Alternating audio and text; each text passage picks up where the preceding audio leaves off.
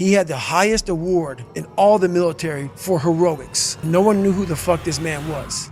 The danger of success making you soft, and this must be something that you've battled with over the last few years. Right. More money, more attention, more fame, more free things if you wanted, more opportunities to go places and do stuff with people. How have you dealt with this battle of success not making you soft? You have to cap it. You have to learn to cap success. So what I do is, like right now, I don't like doing podcasts. There's a lot of things I don't do that I have to do now to get the message out there to help people out. And what I mean by capping success, I believe everybody should live their life. So everything that someone says in life, take it with a grain of salt. Take what they give and don't be like, oh, David Goggins said this or whoever said this. No, do not take what I say and do exactly what I say.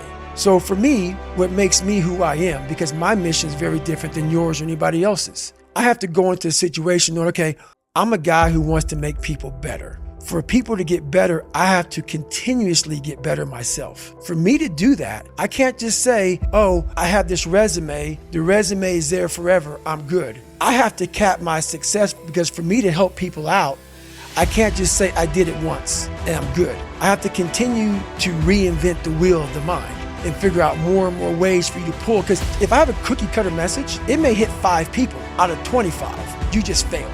My message needs to be in a way where I can hit all 25 people. It needs to be broad enough to where all 25 people may not like the message, but they're getting something from it. And that is evolution. You must continue to evolve. And you don't evolve, for me, in my job, unless I cap myself somewhere and say, okay, you made this much money, get back to fucking work. It's time to get back to work. Stop hearing yourself talk. Get off the podcast. Don't be on social media too much. Cut out all the fucking noise. Get back to the fucking mental lab, because that's where the knowledge came from. So for me, I must cap myself so I can come back with better, more unique knowledge versus all that cookie cutter knowledge that's out there. That's why people buy the books I have, because it's not cookie cutter. It's real knowledge. The other thing now is, when you first started, you were a lone ranger. Nobody really knew who you were outside of some obscure endurance places and half-heard truths of these weird myths. Right. But now you've got people's expectations layered on top as well. So not only have you got to deal with success potentially making you soft, so you've got to cap that. You've got to say no to more money and opportunities and cool people. You've also got this extra layer of expectation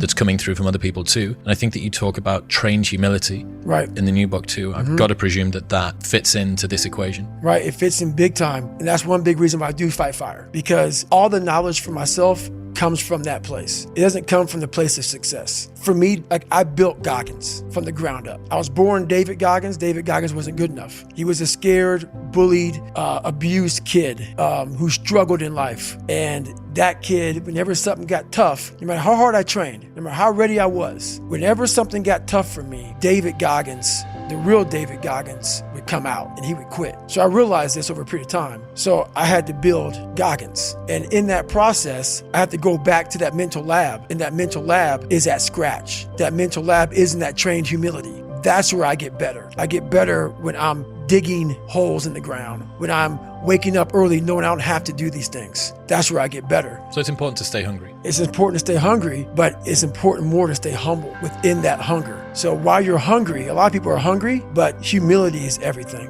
What was that story about William Crawford, the janitor? Yeah, so this guy won the Medal of Honor. So he won the Medal of Honor, and which is the highest award in the military. This guy went to the Air Force Academy and he was a janitor, and no one knew who the fuck this man was. He had the highest award in all the military for heroics, saving lives, putting his life on the line, could have been killed. And he is now basically, cleaning shitters for young kids. And we can all imagine how that probably went. There's probably some, little bit of taunting here and there. And he just sat there and cleaned the shitter. So that's why he's in my trained humility part, because for this man to be at the level he was and have that kind of humility to go, I'm a Medal of Honor winner, but I'm gonna put that in my closet, and I'm gonna pick up my broom and dustpan, and I'm gonna pick up, this rag and clean this shit for these young men. That right there is amazing for me, man. That's where you grow. That's growth, huge growth. And also it shows that he was doing his job. He was a servant. He didn't look at himself any better than anybody else. The second you do that, you totally lost. You cannot look at yourself like people with me even. I always look at people. I know where you are. I know where, because I've been there. That's why I help so many people out. I've never been above you. I've always pretty much been beneath you, and that's where my knowledge came from. So I know how to reach those people who are in the dungeon, because I've been there so many times.